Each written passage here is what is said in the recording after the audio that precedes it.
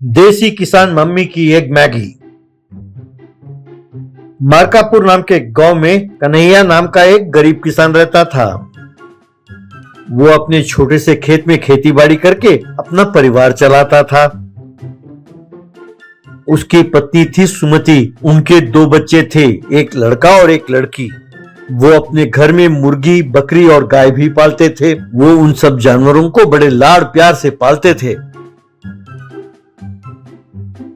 उन दोनों बच्चों को उनकी माँ का बनाया हुआ एक मैगी नूडल्स बहुत पसंद था। वो मुर्गी के टोकरी के पास जाते, वहां से अंडे निकालते और जाकर माँ को देते। वो उन अंडों के साथ एक मैगी नूडल्स बनाती। वो बच्चे बड़े प्यार से खाते। बेटी, वाह, ये एग मैगी नूडल्स कितना स्वादिष्ट है मम्मी, बस इसे खाते रहने का जी करता है। बेटा, हाँ मम्मी, इसके स्वाद के सामने मुझे कुछ और अच्छा लगता ही नहीं है। कल भी हमें यही बना के खिलाओ ना मम्मी, प्लीज। यूं कहता था। एक दिन कन्हैया जब खेत में काम कर रहा था तो उसे एक सांप ने डस दिया। वो बेहोश होकर गिर गया। उसे अस्पताल में भर्ती किया गया। डॉक्टर, सुमति जी, इनके शरीर में जहर फैल चुका है। इसका असर ये हुआ है कि इनका पैर एकदम बेजान हो गया है। डरने की कोई बात नहीं है। कुछ दिनों के लिए दवाई देकर देखते हैं, फिर सोचते हैं आगे क्या करना होगा। इस तरह कन्हैया खाट पर ही पड़ा रहा। अब घर चलाने के लिए पैसे नहीं रहे। सुमति और बच्चे बहुत परेशान थे। घर का खर्चा चलाने के लिए सुमति लोगों के घर में बर्तन मांजने लगी। स्कूल का फीस ना भरने के कारण बच्चों को स्कूल छोड़ना पड़ा। एक दिन दोनों बच्चे घर के बाहर खेल रहे थे। तब उन्होंने देखा कि एक बिल्ली अपने मुंह में एक मुर्गी को दबोच कर ले जा रही थी। वहीं खड़े सुमति ने भी ये देखा। वो मुर्गी बचाओ बचाओ, मुझे बचाओ कहकर चिल्लाने लगी। बच्चों ने बिल्ली को डराया तो वो मुर्गी को छोड़कर वहां से भाग गई।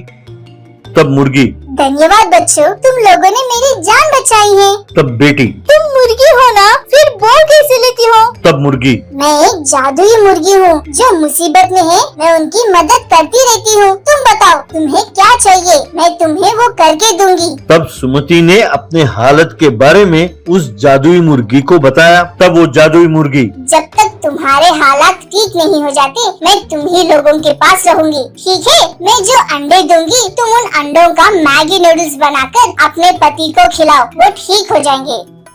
ये कहकर उस मुर्गी ने एक अंडा दिया।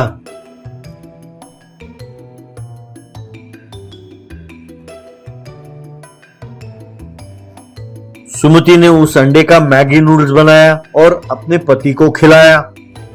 उसे खाकर उसका पति उठ खड़ा हुआ और अपने हाथ पैर हिलाने लगा। ये देखकर सब हैरान रह गए। सुमति, जादुई मुर्गी, तुम्हारा धन्यवाद। तुमने जो एहसान हम पर किया है, हम जिंदगी भर नहीं भूलेंगे। तब जादुई मुर्गी, इतनी जल्दी धन्यवाद ना कहो, अभी तो मुझे तुम लोगों के लिए बहुत कुछ करना है। मैं हर रोज सोने के अंडे दूंगी, उसे बेचकर तुम लोग अपना जिंदगी संवार लो। लेकिन याद रहे, जो पैसे तुम्हें मिलेंगे उसमें आधा गरीबों में बांटना होगा, वरना तुम्हारी सारी संपत्ति गायब हो जाएगी। जब वक्त आएगा मैं तुम लोगों को छोड़कर चली जाऊंगी। यूं कहकर उसने एक सोने का अंडा दिया। कन्हैया ने एक साहूकार को उस अंडे को बेचा और उससे पैसे ले लिए। तब सेठ ने उससे पूछा, क्यों भाई कन्हैया, ये सोने का अंडा तुम्हें कहाँ से मिला? कन्हैया, मैं आपको ये सब नहीं बता सकता, ये एक राज की बात है, कहकर चला गया। अब सेठ के मन में ये उत्सुकता पैदा हुई कि आखिर वो राज क्या है। उन पैसों से कन्हैया ने एक बहुत बड़ा घर खरीदा, गाड़ी खरीदी और ऐशो आराम के साथ रहने लगा। हर रोज गरीबों में पैसे बांटने लगा। हर दिन वो मुर्गी एक सोने का अंडा देती। कन्हैया उसे सेठ को बेचता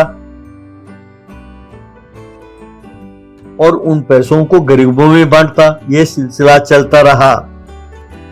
सेठ के समझ में नहीं आया कि कन्हैया को सोने के अंडे कहाँ से मिलते हैं। इस बात से परेशान होकर वो अपने बाल नोचने लगा।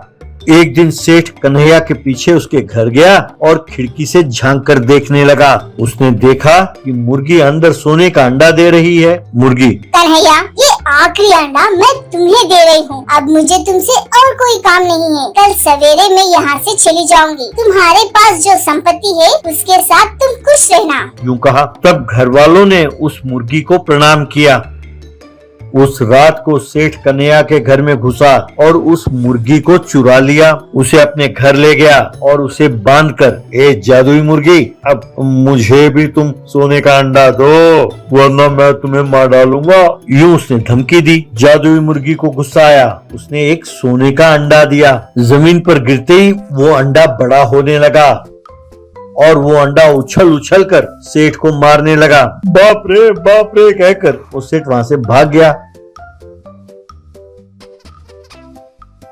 वो जादुई मुर्गी भी अंडे के साथ वहां से गायब हो गई।